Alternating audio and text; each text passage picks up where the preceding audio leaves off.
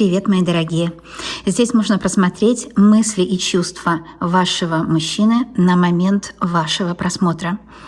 Что мужчина думает, что чувствует, что у него сейчас происходит, как высшие силы видят вашу ситуацию, ваши отношения, есть ли будущее в ваших отношениях. Все вот эти вопросы будут освещаться на этих картах Таро. Приглашаю вас на расклад. Актуально тогда, когда вы нашли это видео. Я сейчас возьму в начале сигнификацию вас и его. Что такое significant? Это важный. То есть вы важный человек у Вселенной, и он тоже, кстати.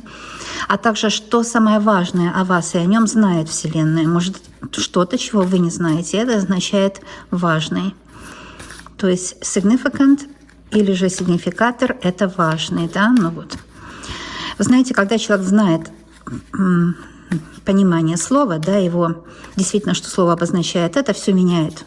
Потому что только когда мы осознаем, мы можем что-то поменять. Но это вы все знаете и без меня. А я начинаю расклад. Итак, вот это он, а вот это вы. Здесь мы посмотрим, как Вселенная видит его и вас. Он как паж чаш, неопытный в любви. Да? Мужчина, который думает, что он опытный в любви, думает, что он разбирается, кто его любит, а кто нет. На самом деле он вообще неопытный в любви. Паж — это начинающий, это поиск себя в любви, поиск себя в этой жизни. Вот мужчина ищет себя в этой жизни. Его иногда накрывает вот эта волна, да?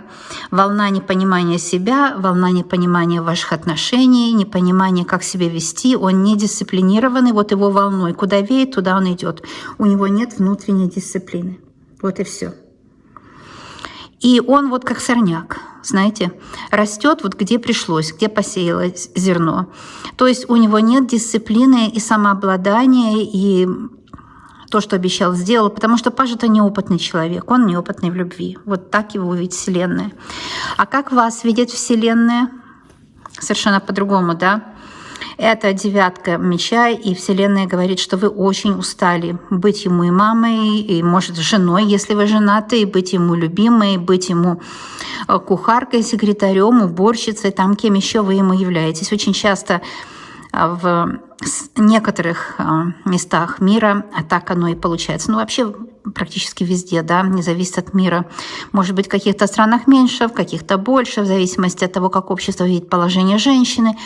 Но вот с этим человеком вы такую миссию часто выполняете, и вы часто вы сами на себя вот это вот позволили, вернее. Девятка меча — это, в общем-то, он от вас этого и не требует даже, а вы делаете все равно. Делаете автоматически, делаете, потому что вы хорошая, вы добрая, вы щедрая, вы работящая, вы сильная, вы посвящаете себя ему. Но это вот такая функция женская, очень часто она проявляется. И посмотрите на эту карту, она для вас может быть лечебная. Когда вы осознаете, что ну зачем так жить, да, жизнь должна быть праздником, яркая, интересная, на радость, а не на усталость. Вы чувствуете себя усталой в отношениях. Эти 9 мечей могут быть другие люди, которые портят ваши отношения, потому что вмешиваются, или эти 9 мечей может быть ваш самосглаз, да, когда вы вот позволяете этому мужчине собой пользоваться. А сейчас мы посмотрим мысли и чувства мужчины. Мысли и чувства мужчины, его мысли. Ну, вот смотрите, каждый день новая мысль, да. И это орел, он себя считает орлом такой, да. Как в этом фильме старинном «Хороший мужик, но не орел». Может, ему уже не раз говорили, что он хороший человек, но не орел. Но это может быть ведь метафорично, да, это метафора, которая вас призывает к размышлению, что значит хороший мужик, но не орел. Ему, может, кто-то сказал, что он там не держит свое слово, что он недостаточно мужественен. Или что вот сейчас этот фотошоп везде, ТикТок, по-русски ТикТок, везде эти с кубиками мальчики, но они настоящие, да. То есть как быть мужчинам, кто видит в ТикТок с кубиками мальчиков или девочек вот с этими губками, вообще потрясающей внешности, это все фотошоп. Вы знаете, можно сетовать, что другие используют фотошоп, но вы же ну, им на хвост соли насыпите, как говорится, да. Я советую вам тоже выложить свои фотки в том же ТикТоке, или Инстаграме, или Фейсбук, тоже с фотошопом, и налюбоваться на себя тоже такую. То есть в мире фотошопа, если вас нет, вы завидуете фотошопу, ну, не вы, ну, мужчина. А если то другой мир, то мир придуманный, да, придуманный. Нереальный. Реальный мир — вот эти горы, те вершины, которые ему нужно брать. И эта гора, то, что он не осознает, что в нем не так, что в нем неправильно, что в нем недостойно мужчины. Орел — это как мужчина, да? Что в нем недостойно мужчины. Вот эти мысли он, может быть, и спрашивает у себя. Кстати, мысли мужские. Мы думаем, что мальчики думают о нас, почти всегда нет. Они думают о себе, как каждый человек думает о себе большую часть времени, и он думает о себе. Он хочет быть храбрым, смелым, выполнять миссию мужчины в вашем мире. Он хочет вас спасать, да, вот у вас вот все не так, как он бы хотел, и он бы хотел вас спасать. Но знаете, иногда мы подсознательно живем не такой жизнью, которую хотим, чтобы кому-то было удобно нас спасать. Этого не делайте. Общие мысли у него о себе. Его чувства, я смотрю только прямые в этих рамках, это еще один паш, опять незрелая энергия, опять поиск, опять хлопоты и заботы. Восстановить энергию хочет, или он хочет, сами знаете чего.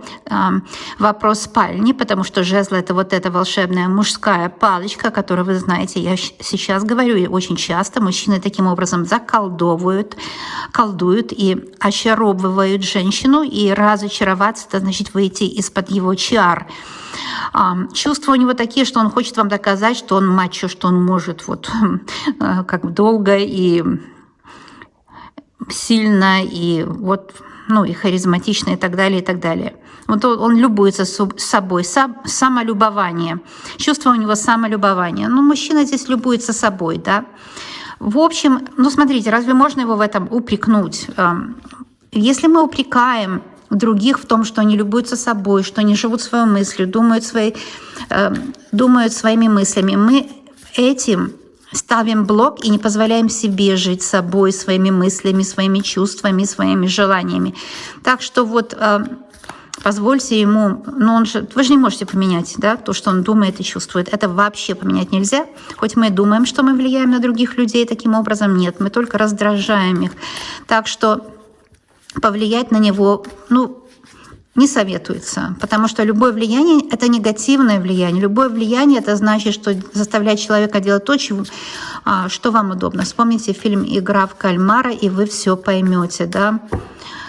Вот такая вещь. Итак, эти две карты покажут еще немножко о нем, о его чувствах и мыслях. Мысли. Четверка меча. Иногда негативные, темные мысли, которые ему навязали другие люди, которым выгодно его использовать. Это может быть или на работе, или в семье. Может, его мать, да, такая женщина, или бывшая. Кто-то ему навязывает мысли, которые вот тому другому человеку выгодно, чтобы он их думал. Вот это да. Чувство, восьмерка чаш. Чаша уже хорошо, чувство чаши. И в чашах вода. Я как эзотерик, и эзотерика основывается на алхимии. Алхимия — это древняя психология, философия, да? Так вот, вода — это субстанция холодная, да, так и текучая, бесконечная, как океан, холодная. Угу. И поэтому волнения не нужны в чувствах. Вот не нужны. Холод в чувствах немножко. Это всегда полезно. Луна, кстати, тоже имеет холодный свет. И очень много намеков нам. Вселенная, космос, земная жизнь говорит о том, какие должны быть чувства. Они должны быть чуть прохладные. Горячие чувства, они могут убить, сжечь человека. Да? Горячие чувства создают ментальные проблемы и болезни, кстати. Поэтому вот в древних, таких как японская культура, например, у них, когда человек имеет огонь, сильный огонь, его нужно остудить, тогда он выздоравливает. Огонь — это нездоровая психика. Вот. И у мужчины может быть нездоровая психика. Он может быть злым, бывает часто, потому что от мысли идут чувства, да. Он верит неправильным мыслям, он бывает злым, он бывает раздраженным, он бывает, так, знаете, думает, почему не мне, почему другим там лучше, а мне хуже. И чувства у него такие, что он хочет уйти от волнений, он хочет спокойной жизни, он смотрит на Луну. Луна — это перемены, вот спокойствие в переменах, да, но это же самый тот, что ни на есть цимус, высший пилотаж правильной жизни. Восьмерка чаш как раз о том, что он хочет уйти от споров с вами, от негативных разговоров, от натянутых разговоров, от натянутых выражений лица, от разбирательств, от раздражения. От этого всего он хочет уйти. Хочет ли он быть с вами, эти две карты? Он хочет уйти от этого всего, не от вас. Да? Я не вижу здесь, что он хочет от вас уйти. Но мы посмотрим, что скажут следующие карты. Хочет ли он уйти от вас? Пятерка пентаклей и карта смерть. Но нет, он не от вас хочет уйти. Он хочет уйти от воспоминаний о том, что было плохо. Вот от таких воспоминаний он хочет уйти. От тех воспоминаний, что было плохо, что не получилось. Смерть — это оставить в прошлом то, что уже не живое. Ведь прошлое живым не бывает. Прошлое мы можем сделать живым, если мы прошлое окрасим в яркие эмоции и сделаем его горячим. Да? Здесь намек на то, что прошлое не может быть живым. Пятерка пентаклей нет, не от вас. Он хочет уйти, а хочет уйти от финансовых проблем. Либо когда он возрастал в детстве, были финансовые проблемы в семье, либо с вами он испытывал финансовые проблемы. От этого он хочет уйти. Это точно. То есть он хотел бы, чтобы было больше денег, чтобы не было споров из-за денег. Может быть, у него споры между собой из-за денег или у вас между вами, если вы живете вместе. Или же, если вы только встречаетесь, вполне возможно, что он хочет скрыть свое плачевное финансовое положение, чтобы не произвести неправильное впечатление. Кстати, человек при знакомстве, который хочет похвастаться, он делает это от того, что вы ему понравились. Это не символ его вранья, а символ того, что вы ему понравились. Да? Эти две карты скажут, что будет дальше между вами. И очень важный расклад из двух карт. Ну что ж, это The Hermit или же Отшельник. Вот, понимаете? Отшельник, да. Он уйдет от того, что было препятствием между вами. Он уйдет от какой-то лжи. Ведь здесь отшельник всегда берет какие-то вершины, новые вершины жизненные. Да? Такая красота здесь, такой мантель, такой красивый очень. У него плащ у отшельника из звезд и луны.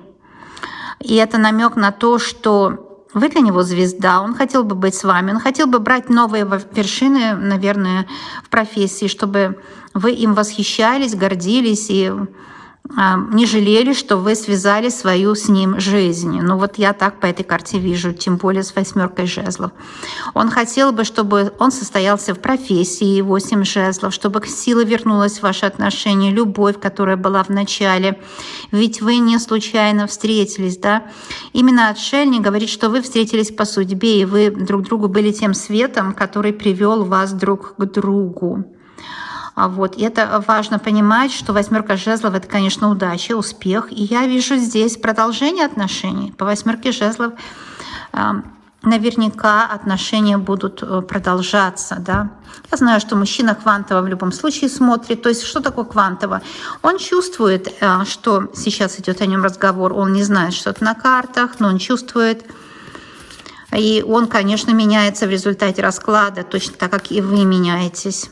Ну, потому что нет ничего в жизни такого, чтобы нас не меняло, да, в лучшую или другую сторону. Но мои расклады запланированы только чтобы в лучшую. Я белый светлый маг, если кто не знает. Итак, я в смысле светлая магия, церковная. Ну что ж, сделаем ему совет и вам совет. Как быть дальше? И знаете, одно дело знать, что отношения действительно будут переходить на новый уровень, новые вершины в отношениях, как я уже сказала по карте «Отшельник». И очень удачная карта «Восьмерка жезлов» говорит, что есть еще 8 сил в ваших отношениях, то есть есть еще большой потенциал развития отношений. перехода отношений на новый уровень. Но как этого достичь, будет совет из этих двух карт. С левой стороны для него, а с правой для вас. Итак, для него рыцарь чаш. Ну вот, ему нужно быть рыцарем любви, да. Мужчиной как рыцарь, как кавалер, который любит и приносит хорошие новости, и делает вашу жизнь приятную, и в сердце имеет только любовь, терпение, любовь, и все, и больше никаких чувств других нет. Вы знаете, в современном мире, если вы понимаете правильно, как человек, мы все человеки, да, наша сексуальность — это только спальня, касается только партнера, никого другого. Так что если даже вот в обществе называют вас там женщина, как у нас говорит женщина, тогда или мужчина, ну при чем тут пол? Просто человек. Вот раньше не было слов, которые обозначали бы просто человек, да, даже вот здесь в Канаде мэм. Некоторые обижаются на мэм. Мэм — это мадам, просто сокращенно, чтобы скорее было мэм или sir. То есть, ну, господин, госпожа, типа, да. А почему бы просто не какой-то иметь нейтральное, как person, как человек, да. Пока еще нет такого, но будет обязательно, независимо от того, там, женщина, я помню, это как немножко обидно было. Вот. Но факт тот, что сейчас социологи сделали вывод, несмотря на то, что сейчас так все сильно меняется, век Водолея, кстати, это век бесполый, потому что Водолей, он по принципу того, что Зевс взял мальчика из земли, чтобы он был ему... это легенда, в легенде суть есть метафора правды, чтобы он им виночерпий, да. Но этот виночерпий был просто виночерпий, он не был бесполый, он выполнял функцию виночерпия, то есть приносил веселье, да. И в век Водолея уже нет вот этих рамок, и человек понимает, что он для партнера или партнерши, там он в спальне то или другое, но в мире в общем он просто человек, да, как вот этот виночерпий, выполняющий функцию Водолей, да. Вот, функцию чего? Службы другим людям, принести веселье, сделать жизнь другого человека сладкой и приятной. Для этого, в принципе, мы и есть. И раньше вот наши особенно люди на Западе не любили это small talk, когда идет разговор о погоде, а ни о чем. На самом деле это самый лучший разговор, потому что он расслабляет. Он такой детский, да, он расслабляет, он ни о чем. То есть, другими словами, зачем копать глубоко, нужно просто жить и кайфовать. Вот погода — это обсуждение погоды, это здесь и сейчас. Это, кстати, самый лучший разговор. Вот сейчас такое время перемен, сильное время перемен, и отшельник об этом, он говорит, прольем свет на будущее. Но рыцарь чаш говорит, что, понимаете, социологи заметили, повторяю мою мысль, что женщине необходимо знать, что есть мужское плечо. Вот необходимо для ее гормонального фона, хорошего и самочувствия, и приятного настроения. Вот такой рыцарь, пусть он даже вот им просто внешне кажется, да, или у нее будет чувство, что у вас, вернее, что он подставит вам плечо, когда нужно, если, не дай бог, чтобы нужно было, но если нужно, он подставит. Нам только это чувство и нужно, а ничего больше, чтобы он не спасал нас каждый день. Вот я сама эту проблему имею. Я говорю, ну что, ты пришел домой, и сразу у тебя плащ спасателя. Расслабься, успокойся, не нужно меня спасать. Я знаю, что ты спасешь, но не дай бог, если это не нужно мне, да? Давай будем просто людьми. Ну вот, может, вам и нужен спасатель сейчас, может, у вас финансовые проблемы, в семье проблемы, может быть, с родственниками, с детьми. Вам нужен спасатель. Иногда спасатель — это просто уши человека, который вас любит, добрый человек, да, он даже совет не дает. Совет разве можно дать другому? Он просто добрый. Ну вот здесь так, расклады, так карты сильно раскрываются. Мне уж прошу прощения, кто думает, что долго, но это все по теме, по делу. Шестерка, вернее, чаш — это вам совет. Ну просто кайфуйте. Вот то, что я сказала, так и есть. Ему нужно дать вам ощущение защищенности, рыцарь чаш, что он вас любит, чтобы вы были уверены в его любви. Это все, что нужно дать ему вам. Вот. А, кстати, рыцарь чаш — это новый любимый. Это для девочек, которые не имеют еще любовь. Вполне возможно, что очень скоро отшельник просто сведет ваши сердца вместе. Ведь отшельник — это может родовая память ваша по женской и по мужской линии. И он уже вас ищет. Ведь разные люди смотрят, девочки или мальчики, ведь просто перенеси наоборот, да.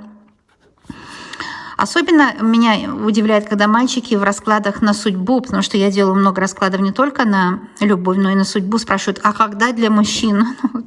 Мужчины, станьте людьми.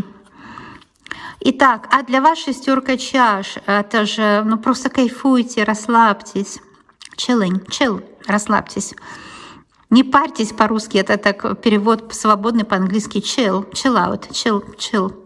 Не расслабься, прохладно. Chill — это прохладно, да? Будь прохладным, не будь таким горячим, постоянно горячие эмоции. Это, конечно, показ недержания эмоций. Кстати, недержание эмоций, когда мы возмущаемся там где-то, это может быть то, что у нас архетипично. Например, мы боимся полицейских, потому что архетипично там где-то в начале революции полицейские убивали, да?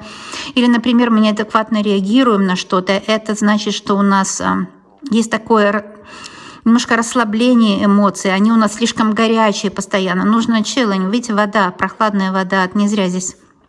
Расслабьтесь. Мужчина вас любит, будет любить, а если этот не любит, так будет другой, который будет любить вообще замечательно. В наше время нельзя жаловаться, что есть одиночество и нет отношений.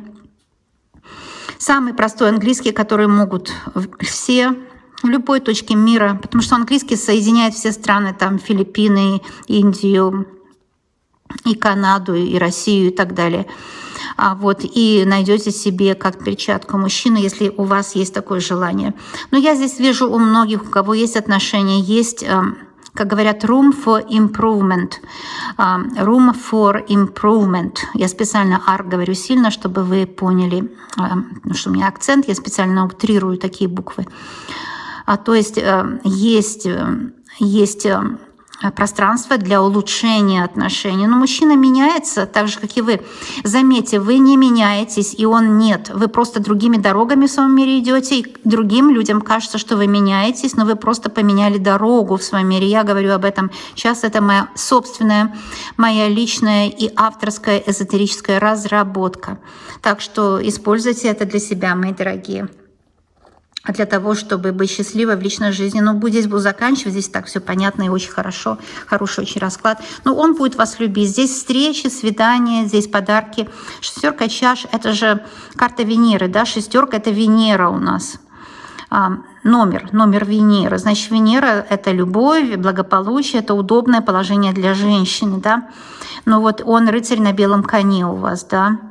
Девятка — это у нас карта Марса, то есть нужно брать новые вершины. Я здесь нумерологию немножко разбираю вам, да.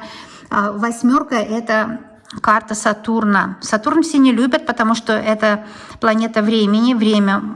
Времени мы все боимся, потому что время у всех лимитировано на Земле, да. Но на самом деле Сатурн, если правильно его понимать, он говорит, что нужно что-то закончить, чтобы новое начинать нельзя. Нужно закончить вначале что-то. Это дисциплина, это ограничение, которое приводит к успеху. Время ограничивает, да, ограничивает все. Но ограничение себя в том, чтобы не делать глупостей, да, я бы сказала. Давайте еще раз берем немножко нумерологию в этих картах. Четверка. Четверка очень важный номер, потому что это номер Урана. Уран, интересное понимание, это негативное Солнце. Это четверка, да, негативное Солнце. Что значит негативное Солнце? Это Солнце, которое может убить, сжечь, обжечь. То есть, это как феникс, который вознесся из пепла, да, негативное Солнце, это Уран. То есть новизны, мужчине нужно что-то по-новому видеть. Что еще, какие номера у нас здесь были? Но 13-й номер здесь, конечно, это сложный номер, и по нумерологии старшие арканы поэтому и римскими лучше нумерологии читать 10 и 3. 10 — это 2 единицы, дважды лидер, чтобы идти вперед, не оглядываться на смерть. И тройка — это очень важный номер, потому что тройка — номер Юпитера, то есть это номер удачи, да. Паж, конечно, я говорю, мужчина дважды паж, то есть дважды он незрелый, конечно, и иногда вы думаете, что он premeditative, что он сделал что-то незрелое, но на самом деле он такой человек, он еще незрелый. Вот. И по девятке, я уже говорила, это Марс, это креативная персональная энергия каждого человека, которая вам нужна, чтобы подняться из этой боли. Я надеюсь, вот это видео вам тоже поможет подняться из боли. В конце я немножко вам рассказала, что нумерология означает в этих картах. Дорогие мои друзья, люблю вас, обожаю. Всем самый пламенный привет. И мы будем видеться тогда, когда вам нужна будет помощь или просто для приятного времяпровождения, что немаловажно. Я люблю вас, обожаю и желаю вам счастья, любви, $1 000 000. Всего самого лучшего. Пока-пока, мои дорогие. Пока-пока.